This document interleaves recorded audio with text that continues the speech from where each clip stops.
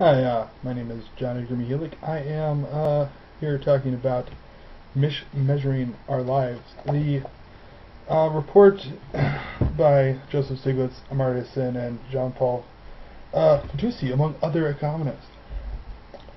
Basically, Nicolas Sarkozy said, look, GDP is a poor way to measure development in countries, so we need to find a new way to do it. So we got this whole group of economists, and led by Stiglitz, asked, hey, can we find a better way to do this? And they have a full report. They actually, in the book, will tell you where you can find everything, the full wonky bit, online.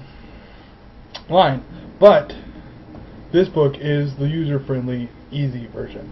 Essentially, what it comes down to is GDP is bad, because it's too broad and adds up everything.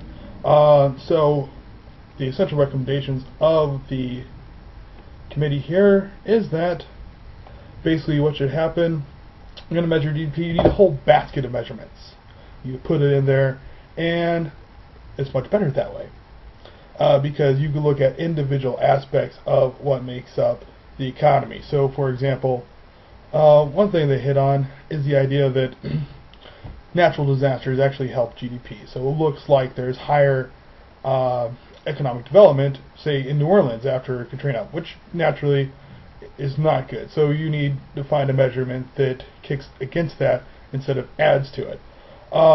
Overall, it's a good idea, but I think one of the things is hard to implement because, for example, with the unemployment numbers, every time unemployment numbers come out every month, you have to talk about what the unemployment numbers actually mean. So there's like 14 different ways to measure them. You have the real unemployment versus all the discouraged and everything. So they talk about the real unemployment level. Part of the reason GDP works is because it's a single number. It's grown 3%. We need 3% growth for capitalism to work. Now, it's not perfect, but instead of having to explain, we have 14 numbers, we have 30 numbers, here's what it all means. It's, you're going to put it in a newspaper and say, this is growth, this is output. So I think in the end, I agree with the conclusions, but I still think it's actually practicable. And that's about it. It's an interesting read. It's kind of dry, a little wonky, but interesting all the same. So read it, enjoy it, love it, and have a good day.